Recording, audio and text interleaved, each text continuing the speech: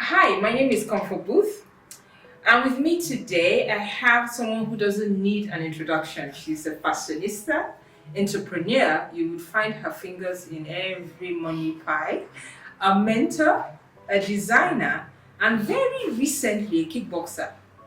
Should I say happiness creator also? Yes, please. Definitely. OGWA IWEZE. Hi, OGWA. Hi. So interesting that you said you find my fingers there right now in a nail dryer. And you look very at home with this. Actually, I think to explain it simply, I would say, this is how I find balance. Okay. I just try and do everything when I can do it. It's not easy, but my kids just left from school. I'm doing my nails in the middle of my day and also, talking to my staff. So. And I would like to say thank you very much for this because I know it was difficult for you to make this time out. So, getting into it, I have a platform called Speak that we're trying to push out there.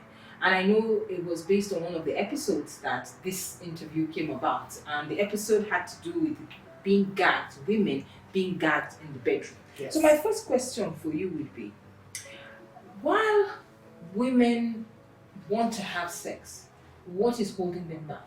They want to have good, fulfilling, orgasmic sex. What is holding us back? I think firstly, it just depends on what your orientation is. Because if you come from a place where you didn't know anything, what is good sex?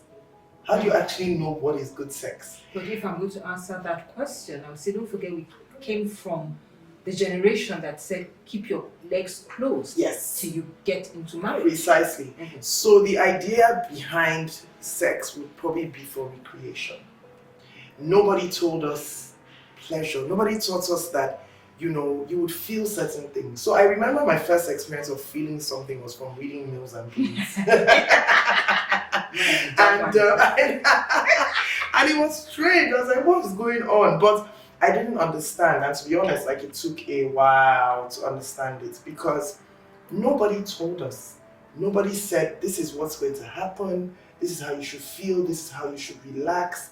It was just a case of if you were lucky and you were able to meet or find a way to learn about it, then you would learn. Otherwise. So my assertion is that women are gagged. But do you agree? And if you do, by who?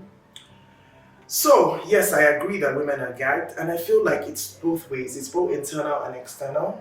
Because once you're told that it's bad, then you tend to find ways to make sure that you're not doing it the wrong way.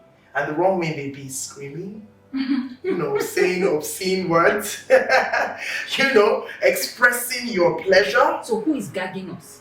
Are we gagging ourselves? Or are we saying it's men? Or are we saying it's the people who raised us? Yeah, I think, and I can't really blame the people who raised us because what did they know as well? So at the end of the day, it's like, is it right for you to experience pleasure? Is it okay? And the truth is that we were told it wasn't okay. Well, most of us didn't really know that it was okay to relax and be. So, the first thing you learn about the opposite sex is avoid them. Your parents will say, if you talk to boys, shout out to my mom, you raised me really well, by the way. But your parents say if you talk to boys, and all that, don't be in the same room with boys. But then, at some point you had to learn, but you didn't learn. So many people entered marriages. I remember a story where the lady said she feels like she was raped by her husband. Because she didn't know anything, and when he tried, she felt like, what is this? And she hadn't done it before. So by the time it happened once, twice, the guy was like, you know what, I'm tired of this, you're trying to be whatever. And he had his way, and she got pregnant. So the platform Speak is for women to find their voices. Right. And we're saying that the only way you can find your voice is if you know who you are. Yeah. If you know who you are, then you're able to speak your truth. If you're able to speak your truth, then you're able to live a more fulfilling life. Do you agree? I completely agree. And I think from experience, that over time you begin to say, oh, wow. And hopefully more and more women can find their experience. How many years have you been married? 18. Have you found your sweet spot in the bedroom? Definitely.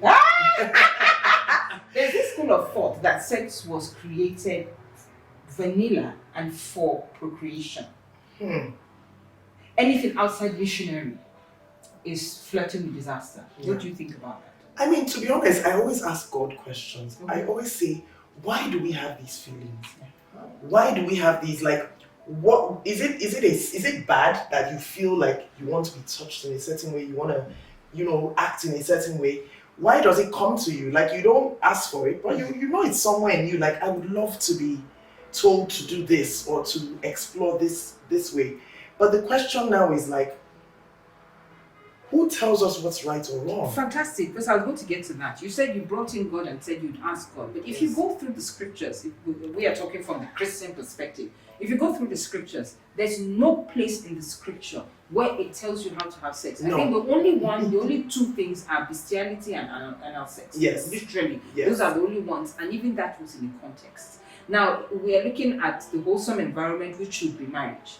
All he says is keep the marriage bedroom. He does not say anything beyond that. So where did we get the impression that vanilla and missionary is it? And as you said, that I can't be touched in certain places. Yeah. So I think that there's also this idea behind being perfect.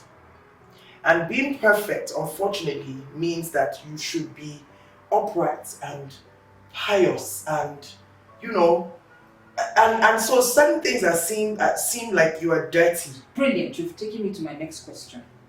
How do we unlearn the dirt attached to sex to help our children? Because sex is viewed as dirty. That's what, and you've said it. So yes. How do we? You have to start to really, really explore yourself. So you don't think that men gag us in the bedroom?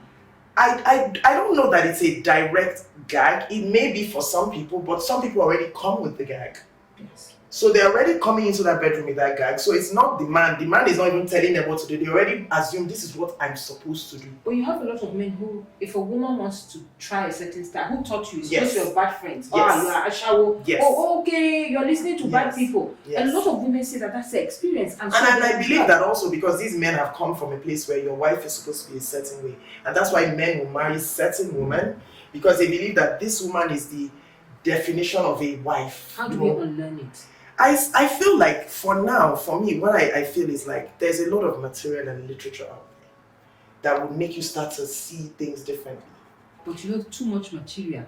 There can be material to the left and to the right. How do you help direct the narrative for people who don't know? So remember when I asked you if you had seen Sex, Group and Love, right? And you were saying to me that you didn't want to watch it, but I promise you, it makes you start to think, because it talks to people about their inhibitions, like people who are unable to express themselves in the bedroom. Why is it difficult? And they go back to their childhood. One lady who was in a Jehovah's Witness, like her family, that's how she grew up, and she was like, it's not even, you couldn't even discuss it. You said what?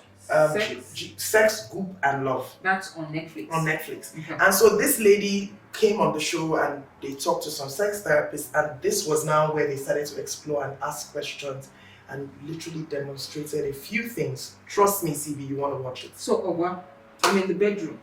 I want to dress like a dominatrix. Yes. I dress like a dominatrix, I come out, and my guy says, eh? And his erection goes down.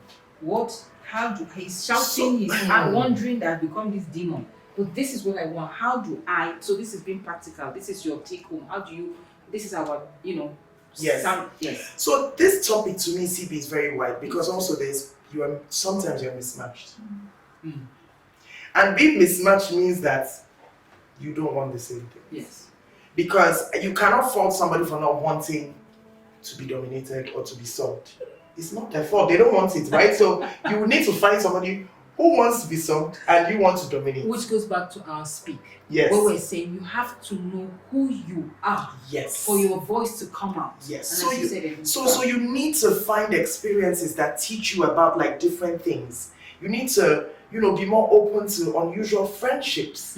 You need to be more open to unusual conversations. That way you learn from people who are not like you. So 3 take-homes for women today who find themselves gagged on either side, whether it's their husband or whether it's themselves.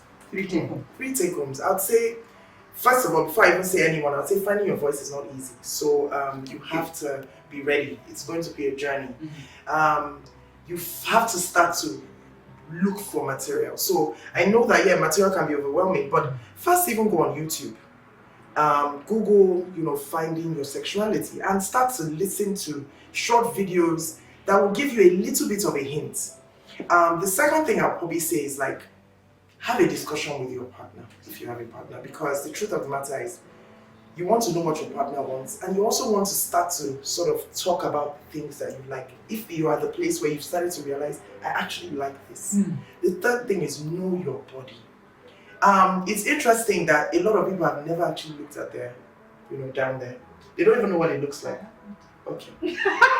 So understand your body, understand where things are.